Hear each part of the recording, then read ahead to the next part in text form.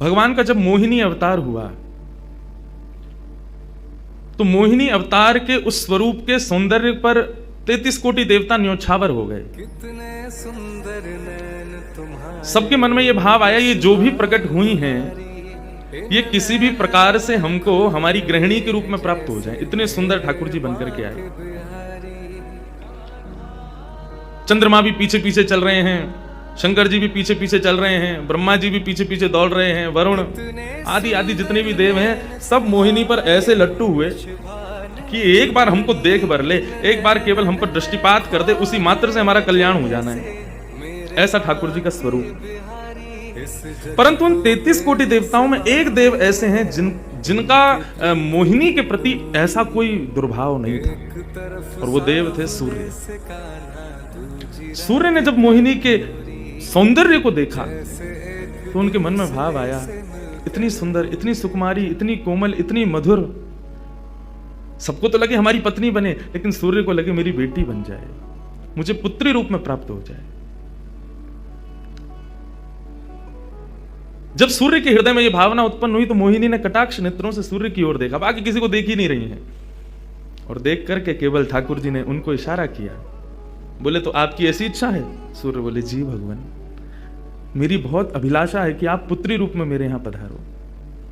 ठाकुर जी बोले इतना साधारण नहीं है हमको प्राप्त करना, पुत्र रूप में प्राप्त करना फिर भी साधारण होगा, लेकिन पुत्री भाव में ये तो असाधारण है, इसके लिए आपको तप करना पड़ेगा। सूर्य बोले मैं आज से ही तप करूंगा, लेकिन आप वचन दो मेरे यहां पधारोगे और इसी रूप में पधारोगे। मोहिनी ने कहा यदि मैं तुम्हारे भजन से प्रसन्न हुई, यदि तुम्हारी भक्ति में, तुम्हारे प्रेम में प्रबलता हुई, मोहिनी 33 कोटि देवताओं को मोहित करती है, लेकिन तुम्हारे भजन के प्रभाव से मैं जब तुम्हारे यहां अवतरित होंगी तो मोहिनी को भी मोहित करने वाला रूप धारण करके आऊंगी। मोहिनी जिसने तीनों लोकों को अपने रूप पर न्योछावर कर दिया, वो मोहिनी भी जिस रूप को देख करके मोहित हो जाए, वो रूप आएगा आपके। वही सूर्य वृषभानु जी के रूप में प्रकट हुए, और जब वृषभानु जी के रूप में प्रकट हुए, उससे पहले एक राजा के रूप में भी आए थे, तब भी इन्होंने तपस्या की थी, लेकिन ठाकुर जी नहीं पधारे। जब वृषभानु के रूप में प्रकट हुए तो इन्होंने ठाकुर जी का यजन करना बंद कर दिया, ब्रह्मा जी का यजन प्रारंभ किया। ब्रह्मा जी से प्रार्थना की, ब्रह्मा जी प्रकट हुए, बोले क्या वरदान चाहिए? बोले वरदान आपसे नहीं चाहिए, वरदान हमको किसी ने कहा था कि वे हमारे यहाँ पुत्री रूप धारण करके आएंगे, मुझे लग रहा है वो कहीं भूल नहीं गए हो, इसलिए ब्रह्मा जी आप बहुत करीब हो ठाकुर जी के, आप उनको जाकर के संकेत करो कि कोई आश में बैठा उनकी में। जब से मोहिनी स्वरूप देखा तब से हम पागल हुए फिर रहे हैं, 33 कोटि देवताओं के मन में यही आता है कब प्रकट होंगी दोबारा, कृपा करो, आप प्रार्थना करो कि वो पधारें। ब्रह्मा जी बोले आपके भजन में इतनी सामर्थ्य है कि ठाकुर जी मना नहीं कर सकते। बोले तो फिर मुझे विश्वास के लिए कुछ तो कह करके जाओ। ब्रह्मा जी बोले मेरी जिम्मेवारी बन जाए, इसलिए चलो इस पर्वत के रूप में मैं विराज चाहता हूं। और बरसाना पर्वत के रूप में श्री ब्रह्मा जी विराज गए। ठाकुर जी आएंगे, मैं जिम्मेवारी लेता हूं, इसलिए मैं ही पर्वत बन के बैठा हूं। ब्रह्मा जी ने जाकर के प्रार्थना की। ठाकुर जी बोले मैं तो सच में ही भूल गया था कि मुझे जाना है। बोले भगवान वो बहुत प्रतीक्षा कर रहे हैं आपकी। वृषभानु जी का भजन कैसा बताया। वृषभानु जी की एक ही इच्छा है कि मेरे पास जो पुत्री रूप ठाकुर जी का आवे, ठाकुर जी मोहिनी बनकर के आए तो 33 कोटि देवताओं के हृदय में ठाकुर जी के प्रति वात्सल्य भाव प्रकट नहीं हुआ, प्रेम भाव प्रकट नहीं हुआ, कुछ और ही भाव था उन देवताओं का। वृषभानु जी कह रहे हैं कि मैं ऐसी पुत्री पाना चाहता हूं जिसको देख करके काम नष्ट हो जाए, काम का भी मर्दन हो जाए, सामने वाले के हृदय में एक दिव्य प्रेम प्रकट हो, निष्काम प्रेम, अनकंडीशनल लव किसे कहते हैं, इसका प्रसाद पूरी दुनिया को देने वाली ऐसी पुत्री मेरे घर पधारे। स्वार्थ सिद्ध प्रेम सब करना जानते हैं, लेकिन निस्वार्थ प्रेम किसे कहते हैं, वो ठाकुर जी का वो शक्ति स्वरूप ही सबको बता सकता है। ब्रह्मा जी की प्रार्थना हुई ठाकुर जी से। ठाकुर जी अपने वैकुंठ में विचरण कर रहे हैं, विचार कर रहे हैं कैसे करूं, नंद यशोदा के यहां भी जाना है, देव की वसुदेव के यहां भी पुत्र बनना है, पहले से ही 4 मम्मी पापा हैं हमारे, तो ये 2 मम्मी पापा और कैसे बनाऊं, 6 माता पिता। तब ठाकुर जी विचरण कर रहे थे, तभी एक खंभ में मणि, उस मणि में ठाकुर जी ने अपना प्रतिबिंब देखा। ठाकुर जी अपना प्रतिबिंब नहीं देखते, क्यों? बहुत कम देखते हैं। जब श्रृंगार आरती होती है लाल जी की तभी इनको प्रतिबिंब दिखाते हैं, और उस प्रतिबिंब में भी इतने इतराते हैं महाराज। उसमें भी स्वयं को देख करके खुश हो जाते हैं, वाह मैं कितना प्यारा लग रहा हूं। अपना प्रतिबिंब ठाकुर जी इसलिए नहीं देखते क्योंकि स्वयं ठाकुर जी मोहित हो जाते हैं खुद ही पर। जैसे ही ठाकुर जी ने स्वयं का प्रतिबिंब देखा, प्रतिबिंब देख के आगे बढ़े, लेकिन ठाकुर जी मन में विचार करने लगे, मुझे सबके स्वभाव प्रिय हैं, लेकिन अपना यदि देखूं तो अपना प्रतिबिंब बहुत प्रिय है। जब स्वयं को देखता हूं प्रतिबिंब में तो ऐसा लगता है कि मानो जो सबको मोहित कर रहा है वो स्वयं को जब देखे तो खुद भी मोहित हो रहा है, क्योंकि प्रतिबिंब कभी झूठ नहीं बोलता। प्रतिबिंब का ये स्वभाव, आप जैसे हो वैसा आपको दिखाता है। ठाकुर जी ने जब प्रतिबिंब देखा, अपने उस प्रतिबिंब स्वरूप को ठाकुर जी ने स्थिर कर दिया, और स्थिर करके अब तो ठाकुर जी लाए महाराज लक्ष्मी जी की पूरी पेटिका लेकर के आए श्रृंगार की, और अपने प्रतिबिंब स्वरूप को ही उन्होंने श्रृंगार करना प्रारंभ किया। किशोरी जी के श्रृंगार का इतना भाव बताते हैं, किशोरी जी की नथबेसर ऐसी, किशोरी जी के कान के कुंडल ऐसे, किशोरी जी के पांव की महावर ऐसी क्यों ना हो, क्योंकि श्याम सुंदर ने श्रृंगार किया है। किशोरी जी का जो स्वरूप है वो ठाकुर जी ने उसका श्रृंगार किया है। नारायण बैठे महाराज सिंहासन लगा करके अपने प्रतिबिंब का ही श्रृंगार कर रहे हैं। मोर पीछ हटाया, मुकुट उतार के दूर रखा, घुंघराले केशों को खोल दिया, नेत्रों में सुंदर सुंदर छोटा छोटा काजल लगाया, माथे पर एक सुंदर बिंदिया लगाई है, होठों पर निर्मल लालिमा लगाई है, गले में हार पहनाया, सर्वांगीण श्रृंगार किया, और लक्ष्मी जी की चुनरी ला करके जैसे ही शीश पर से चढ़ा करके ठाकुर जी ने थोड़ा सा जो श्याम रंग है उसको जैसे ही गौरवर्ण किया, वैकुंठ के उस प्रतिबिंब में से मानो जैसे सूर्य चंद्र का एकाकार रूप प्रकट हो गया हो, इतना तेज पुंज प्रकट हो गया कि ठाकुर जी भी अपने नेत्रों को छुपाने लगे। थोड़ी देर नेत्रों को बंद करने के बाद जब बड़ी धीरे से ठाकुर जी ने जब अपने प्रतिबिंब की ओर देखा तो किशोरी जी का दिव्य स्वरूप वहां प्रकट हो गया। ठाकुर जी ने दंडवत किया पहले, हे श्याम सुंदर, आपने ही मेरो निर्माण किया है, आपने ही मुझको प्रकट किया है, क्या भाव है? ठाकुर जी बोले कोई भाव नहीं है, केवल मोहिनी भाव से 33 कोट देवता मोहित हुए थे, लेकिन मैं मोहित नहीं हो पाया था, इसलिए तब से मैं भी तड़प रहा था कि मुझे भी कोई मोहित करे, उस मोहिनी को भी मोहित कोई करे। वो स्वरूप आज प्रकट हुआ। धर्म की स्थापना हुई, ज्ञान की स्थापना हुई, भक्ति की स्थापना हुई, वैराग्य की स्थापना हुई, लेकिन अंततो गत्वा इस संसार का सार जो प्रेम है उसकी स्थापना नहीं हुई। उसके लिए आपका अवतार धारण करना अति आवश्यक है। आप मेरी शक्ति हैं, आप मेरी आत्मा हैं। पूरा विश्व और पूरे विश्व की दिव्य चेतना किसकी प्राप्ति के लिए दौड़ रही है कि आत्मा एक दिन परमात्मा में मिल जाएगी, लेकिन उस परमात्मा में आत्मा जो विद्यमान है वही तो किशोरी जी हैं। उस आत्मा की परमात्मा की जो आत्मा है वही तो श्री राधा जी हैं। लोग उनके रूप को नहीं समझ पाते। आजकल के यंगस्टर्स, आजकल के युवा उनको बहुत विचित्र रूप में दर्शन करते हैं कि कृष्ण राधा कौन है, बोले कि they are just like some love words. ऐसा नहीं है। आप उनको सीमित उस अवस्था में, और माफ कीजिएगा यदि किसी प्रवचनकर्ता की कथा सुनने के बाद भी आप उनको वहीं तक सीमित मान रहे हो ना, दोष आपको नहीं, प्रवचन करने वाले को लगेगा कि तुम किशोरी जी के इसी रूप को स्थापित कर पाए। इसीलिए कथाओं में ज्यादा किशोरी जी का प्रसंग ना हम कहते हैं ना उसका स्पर्श करते हैं। स्पर्श करने पहले से भी 100 बार सोचते हैं। यहां आने से पहले भी मुझे कई आचार्यों ने संपर्क किया कि वहां आप किस विषय को लेकर के जाएंगे, आप गर्ग संहिता पर कहेंगे या किशोरी जी के किस भाव को वहां पर प्रस्तुत करने वाले हैं। मैंने कहा देखो हम बस बोलेंगे जो निकल जाए मुंह से, जिसका जो भाव ठाकुर जी स्वीकार कर लें बस, लेकिन भाव ये रखेंगे ठाकुर जी विराज गए हैं कि कोई अनधिकारी इस भाव को सुनकर के अपने मन में कोई दुर्भाव ना प्रकट करे। ब्रजवासी बहुत डरते हैं किशोरी जी के भाव को कहने में, क्योंकि जब सामने वाले से प्रत्युत्तर के रूप में कुछ विलग ही सुनने को मिलता है तो बहुत कष्ट होता है हृदय को कि तुमने किशोरी जी को क्या समझा, वो क्या है और तुमने उनके किस रूप को जाना। वो ठाकुर जी का ही प्रतिबिंब स्वरूप है, ठाकुर जी का ही आत्मा स्वरूप है। और एक बात कहूं, प्रतिबिंब से और आत्मा से प्रेम किया जा सकता है, ब्याह नहीं किया जा सकता, क्योंकि प्रतिबिंब और आत्मा ये दोनों हमसे अलग नहीं है। ब्याह के लिए एक अलग व्यक्ति चाहिए, एक हमसे कोई अलग हो, हमसे कोई जुदा हो, 2 लोग चाहिए तब ब्याह संपन्न होता है। लेकिन कृष्ण और राधा इन दोनों में भेद है ही नहीं। किशोरी जी और ठाकुर जी में कभी भी कदापि कोई भेद नहीं है।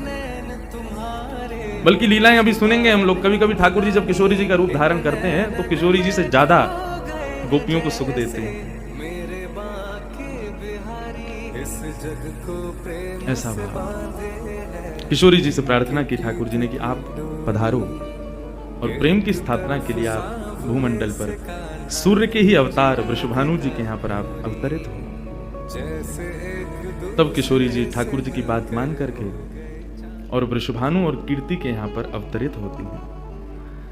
किशोरी जी का जब अवतार हुआ, जब अवतरण हुआ, कब हुआ? सुबह के 4:40 पर। ठाकुर जी के जितने भी अवतार हुए या तो दिन में 12 बजे हुए या रात में 12 बजे हुए, लेकिन किशोरी जी का अवतरण भोर में, ब्रह्म मुहूर्त में, सुबह 4:40 पर हुआ। क्यों? बोले रामकृष्ण आदि जितने भी ठाकुर जी के अवतार हैं राक्षसों के वध के लिए आते हैं, तो या तो सूर्य की तेज ताप में उनका जन्म होता है, मानो वे प्रकाश स्वरूप हैं, ऐसा भाव बताते हैं, या रात्रि में 12 बजे होते हैं, वो इसलिए होते हैं, वो मानो ऐसा भाव रखते हैं कि चंद्रमा अंधेरे को दूर करता है, वो ज्ञान का प्रकाश है, वो ज्ञान है, उससे अंधेरा दूर होता है। तो ठाकुर जी रात्रि प्रकट होकर के ऐसा भाव रखते हैं कि काले निशा, काला ज्ञान जितना भी है धरती पर, उसको दूर करने के लिए हम पधारे हैं।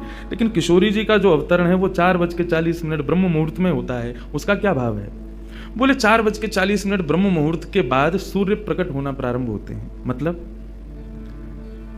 सारे मंगल कार्य ब्रह्म मुहूर्त में होते हैं। चिड़ियाओं का चहकना, कई पुष्पों का प्रकट हो जाना, मानव के मस्तिष्क में आज मुझे क्या करना है, वो दिव्य चेतना का प्रादुर्भाव होना, ये सब कुछ सुबह ब्रह्म मुहूर्त से प्रारंभ होता है। और सबसे बड़ी बात, सूर्य प्रकट होते हैं, धीरे धीरे धीरे धीरे अंधेरे को दूर करते हैं और धीरे धीरे धीरे गतिमान होते हैं 12 बजे तक। तो किशोरी जी का प्रादुर्भाव ब्रह्म मुहूर्त में हुआ, इसका ऐसा भाव बताते हैं कि मानो वो प्रेम जिस प्रकार प्रादुर्भाव से लेकर के और आगे के गंतव्य तक नित्य प्रति बढ़ता रहे, उसका वर्धन हो, वर्धन करने के भाव से किशोरी जी ब्रह्म मुहूर्त में पधारी। क्योंकि वर्धन होना ही एक नवीन दिन का ब्रह्म मुहूर्त से प्रारंभ होता है। ऐसे ही प्रेम का वर्धन, भक्ति का वर्धन, भाव का वर्धन, उन सबका वर्धन करने का प्रतीक है किशोरी जी, इसलिए ब्रह्म मुहूर्त में जन्मे। किशोरी जी का प्रादुर्भाव हुआ, पूरे बरसाना में आनंद उत्सव मनाया गया, सब नाच रहे हैं, गा रहे हैं, आनंद मना रहे हैं। नंद बाबा भी आए, यशोदा जी भी आई हैं, उन्होंने भी आकर के वृषभानु जी को बधाई दी है। सब कुछ हुआ, लेकिन किशोरी जी के प्रादुर्भाव में एक वैचित्र था। क्या? दिन बीत गए 8, लेकिन किशोरी जी ने अभी तक नेत्र नहीं खोले। अभी तक किशोरी जी केवल एक छोटी सी बालिका हैं, एक सुकुमारी हैं, परंतु अभी तक किसी को भी किशोरी जी के नेत्रों का दर्शन नहीं हुआ। अभी तक किशोरी जी के नेत्र नहीं खुले हैं। इस बात से कभी कभी चिंतित हो जाते हैं वृषभानु जी और कीर्ति कि हमारी लाली है तो गई है, लेकिन पता ना क्यों अपने नेत्रन को नहीं खोल रही है। कभी कोई संत आ जाए, कोई वैष्णव आ जाए, कोई ब्राह्मण आ जाए, तो उनसे निवेदन करते हैं कि हमारी लाली नेत्र नहीं खोल रही। तब देवताओं ने नारद जी को भेजा, आप जाओ और जाकर के वृषभानु जी के इस मन के भाव को पूर्ण करके आओ, किशोरी जी के सुंदर नेत्रों का दर्शन उनको कराओ। तब श्री नारद जी महाराज का आगमन हुआ। नारद जी जैसे ही आए तो वृषभानु जी ने नारद जी को देखते ही सबसे पहले अपने पुत्र को बिठा दिया। श्री दामा से मिलो, हमारा लाला है। नारद जी उससे मिले, उसका सब देखने लगे। नारद जी मन में विचार कर रहे हैं कि उनसे कब मिलवाएंगे, किशोरी जी का दर्शन कब होगा। 2-3 दिन तक नारद जी विचरण करते रहे बरसाने में। वृषभानु जी का मन तो होता है कि मैं इनसे कुछ कहूं, कुछ पूछूं, थोड़ा किशोरी जी के बारे में, अपनी लाली के बारे में न कुछ जानूं, लेकिन अभी वो भाव प्रकट नहीं हो रहा है। तब एक दिन एक छोटी सी बरसाने की लाली को जब नारद जी महाराज खिला रहे थे और उससे प्रेम चर्चा कर रहे थे, ये दृश्य जब वृषभानु जी ने देखा, उन्होंने तुरंत नारद जी के चरण पकड़े और कहा, हे भगवान, हमारी एक लाली भई है, बहुत सुंदर है, सुकुमारी है, नन्ही सी है। अभी को देख करके स्पर्श करवे में डर लगे कि कहीं हमारे स्पर्श से कोई कष्ट ना है जाए, या हमारे हम सबन को दर्शन भी ना करा मैं। लेकिन महात्मन आपसे पूछना चाहे, हमारी लाली नेत्र नहीं खोल रही है, कहाँ भाव है? नारद जी तो तुरंत बोले, अरे तो तुमने इतने दिन से क्यों नहीं बताया? वो तो पहले से ही बैठे थे तैयार कि ये जल्दी बोले तो मैं जाऊं, जाकर के दर्शन करूं। बोले संकोच है रहे हो। बोले संकोच मत करो, अभी लेके चलो, कहाँ है तुम्हारी लाली, मुझको बताओ। नारद जी महाराज जा रहे हैं वृषभानु भवन में। एक बेड़ी पार की, दूसरी बेड़ी पार की, तीसरी बेड़ी पार की, जैसे ही भीतर पहुंचे हैं, सुंदर सुगंधी भीतर से प्रकट हो रही है। सामने स्वर्ण जटित एक पालना है, और जैसे ही उस पालने में जाकर के नारद जी ने दर्शन किया, कमल कली को वृषभानु की लली को रंग, कैसा रंग है? बोले जैसे कमल की कली हूं मैं ना, ऐसी श्री वृषभानु नंदिनी। नारद जी ने जैसे ही उनको दर्शन किया, आनंदित है, आनंदित है करके प्रणाम करने लगे। वृषभानु जी बोले, हमारी लाली नेत्र नाएं खोल रही है, आप कृपा करो ना। नारद जी बोले, एक मंत्र पढ़ना पड़ेगा, कुछ करना पड़ेगा, तंत्र मंत्र करना पड़ेगा, तब आपकी लाली बोलेगी। वृषभानु जी बोले, देख लो, संभल के करियो, हमारी लाली बहुत कोमल है, वो ना स्पर्श नहीं करेंगे, दूर बैठ के करेंगे। वृषभानु जी बोले, तो करो। बोले, आपको पहले बाहर जाना पड़ेगा, एकांत में करेंगे। कीर्ति वृषभानु जी को देखें, बोले, लाली को अकेला तो नहीं छोड़ेंगे? बोले, नहीं बाबा, विश्वास पात्र है, हम कर सके। वृषभानु जी और कीर्ति दोनों जैसे ही बाहर पधारे, नारद जी ने गेट बंद कियो, तुरंत चरणन में प्रणाम कियो, और प्रणाम करके सीधे सन्मुख बैठे हैं। हे कृष्ण मनोहारिणी जय वृंदावन प्रिया, जय भू मंगल ललिता, जय वेणु नवाकुल, जय कृष्ण मनोहारिणी जय वृंदावन प्रिया, जय भू मंगल ललिता, जय वेणु नवाकुल। जैसे ही नारद जी के मुख से ये शब्द प्रकट हुआ, जय कृष्ण मनोहारिणी, ये कृष्ण मनोहारिणी शब्द जैसे ही नन्ही सी श्री किशोरी जी के कान में कृष्ण शब्द गयो, कृष्ण शब्द जाते ही नन्ही सी किशोरी जी के नेत्र अपने आप धीरे धीरे धीरे धीरे खुलन लगे, मुख पर एक प्रसन्नता सी प्रकट हो गई। नन्ही सी किशोरी अभी करवट लेनो भी नहीं जाने, लेकिन जैसे ही बार बार ये श्लोक का गान नारद जी के द्वारा हो रहा है, जय कृष्ण मनोहारिणी जय वृंदावन प्रिय, इसको सुनकर के किशोरी जी जो अभी करवट लेनो भी ना जाने, वो अपने पालना को पकड़ करके अपने पालना से उछक करके वहीं से झांक करके श्री नारद जी को देख रही हैं। और नारद जी ने जैसे किशोरी जी के रूप को देखो है, सुंदर मृगनयनी किशोरी जी आज नारद जी को देख रही हैं। मुख में अभी दांत ना है, बिना दांतन के किशोरी जी के मुखमंडल की प्रसन्नता देख करके नारद जी आनंद विभोर हो गए। नारद जी बोले, आपको ये कीर्तन भायो, आपको ये कीर्तन प्रिय लगो? किशोरी जी के मुख से केवल किलकारी निकल रही है। नारद जी ने उठाई अपनी वीणा करताल और जय कृष्ण मनोहारिणी जय वृंदावन प्रिय, और इसी का कीर्तन करते हुए वहां नाचने लगे, नृत्य करने लगे, चारों ओर घूम रहे हैं। बीच में पालने में श्री किशोरी जी बैठ करके और करताल बजा रही हैं, और करताल बजा करके आनंदित हो रही हैं। वृषभानु जी बाहर खड़े बोले कि भीतर तो कीर्तन चल रहा है, करताल की आवाज आ रही है, वीणा बज रही है। तभी उनने कान लगा करके सुनो तो नारद जी गा रहे, जय कृष्ण मनोहारिणी जय वृंदावन प्रिय, जय भ्रू मंगल ललिता, जय वेणु रवाकुल।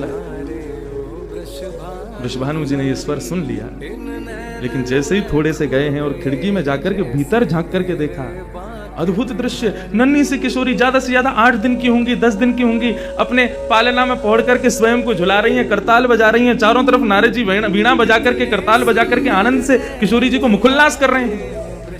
ये दृश्य देख करके श्री वृषभानु जी को एक बार तो मूर्छा आ गई, मैं वास्तव में 8 दिन की बालिका को देख रहा हूं।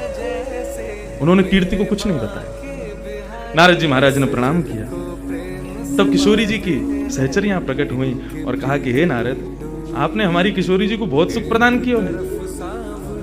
जब कभी भी आपको ऐसा दर्शन करना हो तो हम आपको कुछ स्थान बता रहे हैं, गोवर्धन, श्री यमुना पुलिन और ब्रज कुंज। इन 3 स्थानों पर आप जब कभी भी हमारी किशोरी को स्मरण करके यही कीर्तन को गान करोगे, किशोरी जी को यही स्वरूप आपको दिखे। ये हमारा वरदान है आपको, क्योंकि हम आपने किशोरी जी कृपामयी तो हैं। लाल जी 10 बार विचार करेंगे कृपा करवे में, किशोरी जी विचार थोड़ी करें, वो तो तुरंत करुणा करें। नारद जी जाओ, जब कभी भी लाडली को दर्शन करना हो यही भाव से कर लियो। नारद जी महाराज के नेत्र सजल है गए, किशोरी जी के चरणन में बारंबार प्रणाम कियो और प्रणतिपात करते हुए वहां से प्रस्थान कर।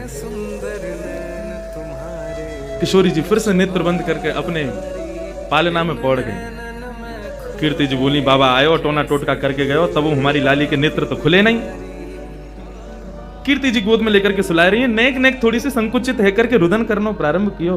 सो इतने में वृषभानु जी आए और वृषभानु जी बोले, नेक दियो लाली को, और किशोरी जी को गोद में लेकर के वृषभानु जी बोले, हे कृष्ण मनोहारिणी। जैसे ही बोले तुरंत किशोरी जी के नेत्र फिर से खुल गए, फिर से अपनी किलकारी भर करके कीर्तन में करताल बजाने लगी, आनंद विभोर हो गई। अब तो जैसे ही ये भाव देखो वृषभानु जी ने कीर्ति को सुनायो, कीर्ति भी वही गा रही है, पूरा बरसानो आकर के श्री कृष्ण कीर्तन करने लगो, और बीच में मध्य में बैठ करके किशोरी जी अपनी करताल बजा रही हैं, किलकिल करके हंस रही हैं, इतनी आनंद विभोर रह रही हैं। तब सबन को ये भेद पता चलो, कहा कि ये श्री कृष्ण की आत्मा है, ये उनसे विलग नहीं है, वे ही आपको सर्वस्व है।